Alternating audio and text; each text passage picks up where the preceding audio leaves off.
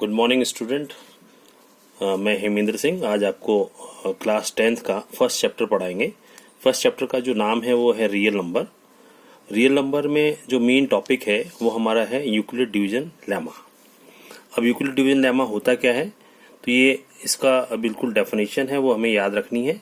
Given positive integer a and b, there exist a unique pair of integers q and r satisfying a is equal to bq plus r, where r is greater or equals to 0 and less than b। अब ये जो चीज है वो हमारा हमने पहले पढ़े हुए 8th क्लास में वही है जहां हमने पढ़ा था कि dividend is equal to divisor into quotient plus remainder. इसमें कोई चेंज नहीं है, बस उसको हमने लैंग्वेज चेंज कर दी है। ठीक है, अब देखिए यहाँ पर एक नया वर्ड आया है लेमा।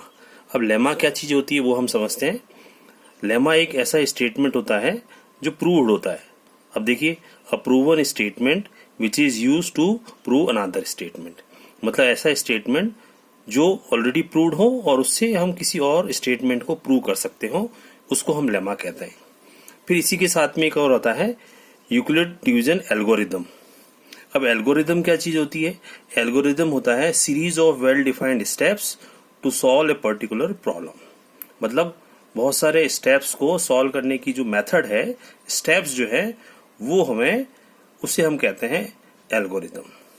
अब ये कब यूज होता है तो हम समझते हैं कि जब हमें HCF निकालना हो, जैसे हमने क्लास 9th में पढ़ा था और कि डिवीजन कैसे करते हैं।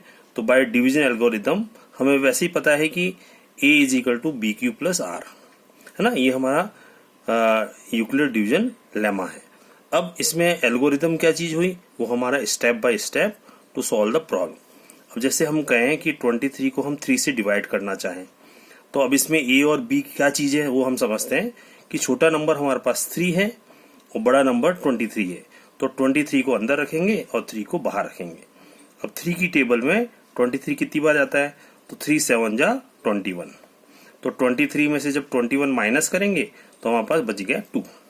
अब इसमें जो बीच वाली वैल्यू है वो हमारा जो हुआ वो हुआ डिविडेंड, जिससे हमने डिवाइड किया है जो कि 3 है, वो हमारा हुआ डिवाइजर। और जो हमारा आंसर आया मतलब क्वोशिएंट, सो ये हो गया Q is equal to 7, that is quotient. And जो बच गया so that is R equals to 2, it is a remainder. तो हमने देखा कि यूक्लिड डिवीजन एल्गोरिदम में A क्या चीज होती है, B क्या चीज होती है और Q क्या होता है और R क्या होता है। समझ में आया? अब इसी तरीके से हम एक्सरसाइज पे चलते हैं। तो देखिए एक्सरसाइज 1.1 में जो पहला क्वेश्चन है वो है use Euclid division algorithm to find the HCF of. तो इसके हम 3 पार्ट हैं और तीनों पार्ट को हम समझेंगे कि कैसे सॉल्व किया गया है। तो देखिए पहला नंबर है 135 एंड 225 का HCF निकालना है। तो HCF हमें पता है यूक्लिड डिवीजन लेमा या यूक्लिड डिवीजन एल्गोरिथम जिस स्टेप्स हैं वो क्या होता है, a is equal to BQ plus R, where R is greater और इक्वल टू 0 और लेस देन B। तो अब हम क्या करेंगे कि जो 135 है वो हमारा छोटी वैल्यू है और 225 बड़ी वैल्यू है। तो बड़ी बड़ी वैल्यू को हम अंदर रखेंगे और 135 जो छोटी वैल्यू है उसको बाहर। अब देखिए 135 1 जा 135, तो 225 में से 135 माइनस किया तो हमारे पास कितना बचा 90। अब हम देखते हैं कि 135 जो है वो बड़ी वैल्यू है और 90 छोटी वैल्यू है, तो 135 को हम अंदर कर देंगे। तो अब 90 के टेबल में 135 कितनी बार जाता है, 91 जा 90, है ना। 92 जा तो 180 ज्यादा हो जाता है, तो 91 जा 90। तो 135 में से 90 माइनस किया तो हमारा बच गया कितना 45, है ना। अब हम देखते हैं वही वैल्यू कि 90 बड़ी है और 45 छोटा है, तो 45 को बाहर रखेंगे, 90 जिससे हम डिवाइड कर रहे थे वो अंदर आ गया।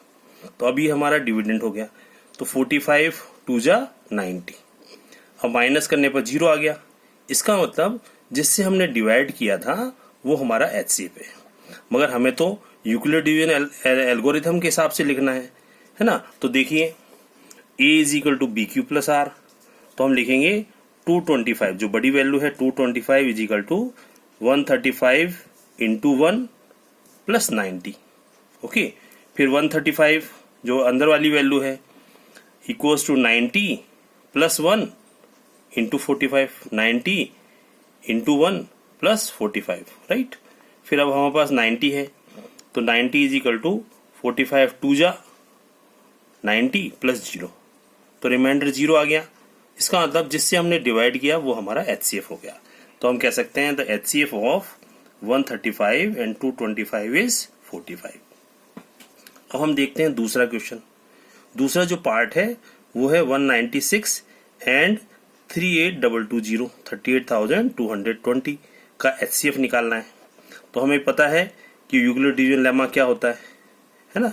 तो A is equal to B Q plus R, where R is greater equal to 0 और लेस देन B। तो अब हम वही मेथड की जो छोटी वैल्यू है उससे हम बड़ी वैल्यू में डिवाइड करेंगे। तो 196 से 38,220 को अंदर रखेंगे, डिवाइड करके देखते हैं। तो देखिए यहाँ पर जो शुरू की वैल्यू है 382 है, तो हम 196 को 2 टाइम करेंगे तो 382 से ज्यादा हो जाएगा। तो 196 1 जा 196। अब जब हम माइनस करेंगे तो 2 में से 12 में से 6 गया 6 और फिर 8 और फिर 1। तो अब हम कैरी उतार सकते हैं 2 नीचे, तो हमारे पास हो गया 1862। और 196 से हम जब डिवाइड करेंगे तो 9 टाइम्स, तो कितना आया 1764। जब माइनस करेंगे 1862 को 1764 से माइनस करेंगे तो कितना आएगा 8 और 9, यहाँ 5 में से 9 गया 6 गया 9। अब हम जो 0 बचा है उसको हम कैरी कर लेते हैं, तो 980 हो गया। अब हम देखते हैं 196 जो है 5 टाइम्स जो है डिवाइड करेंगे तो एग्जैक्टली 980 आ जाएगा। तो इसका मतलब जब माइनस करने पर आंसर 0 आ गया। तो ये तो हमारा डिवीजन मेथड हुई। अब हमें लिखना तो स्टेप्स एल्गोरिथम मेथड से है, तो हम लिखेंगे 38,220 इक्वल्स टू 196 इंटू 195 प्लस 0। तो इसका मतलब हमारा आंसर क्या आ गया 196 जिससे डिवाइड किया था वही हमारा, उससे डिवाइड करने पर आंसर 0 आया, रिमाइंडर 0 आया, इसलिए जो है हमारा आंसर जो है HCF आ गया 196। अब एक क्वेश्चन और है जिसमें क्वेश्चन है 867 और 255 का हमें HCF निकालना है। तो ये ध्यान रखना है कि यदि बड़ी वैल्यू पहले है तो हमें ध्यान रखना है कि हमेशा छोटी वैल्यू से बड़ी वैल्यू में डिवाइड करते हैं। तो 255 डिवाइड करेंगे 867 से, तो देखिए 255 थ्रीजा जो होता है वो 765 होता है ना। अब माइनस करने पर हमारा बचा 102। अब ये वैल्यू बड़ी हो गई तो 255 को अंदर रखेंगे, तो 102 को अब हम 2 टाइम्स करेंगे तो कितना आएगा 204। माइनस करने पर कितना आया 51। अब 102 को हम अंदर रखेंगे तो 51 2 जा 102, रिमाइंडर कितना आया 0। अब वही मेथड कि जो अंदर वाली वैल्यू है जिसे हम डिविडेंड करते हैं, dividend is equal to divisor into quotient plus remainder, ये हमें पता ही है। तो 867 को हम लिख सकते हैं 255 इंटू 3 और रिमाइंडर कितना है 102। अब बचा हमारे पास 225 बीच वाली वैल्यू, तो 255 equals to 102 into 2 plus 51, remainder बचा।